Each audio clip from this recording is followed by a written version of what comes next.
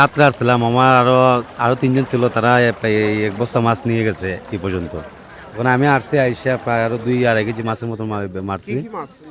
মাছ এটা বেড়াইস, মানে বিভিন্ন ধরনের মাছ উঠতেছে, ফিশারির মাছ, যে মানুষের যে ফিশারি গুলা উঠছে এগুলা মাছ এখানে দিকে আসতেছে। ওখানে লেহা তো ফাইনে বুঝে গেছি গে, এখন তো খুব দুঃখের বিষয়। এখন তো আমরা মাছ ধরতেছে আনন্দের বিষয়।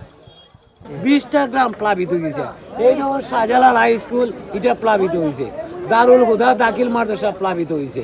দারুল হুদা সুন্নিয়া আলিম মাদ্রাসা প্লাবিত হয়েছে। এখন আমাদের মানুষের তো কয়েক কোটি টাকার মাছ ক্ষতি হয়েছে। এদিকে মানুষের গুলা ভরা ধান পানিতে ডুবে গেছে। মানুষের তোমার যে ফসলাদি করছিল, কয়েক কোটি টাকার সবজি নষ্ট হয়ে গেছে। অনেক কাঁচা ঘর বাড়ি তলায় গেছে, ভাঙে গেছে। মানুষ অনাহারে আছে।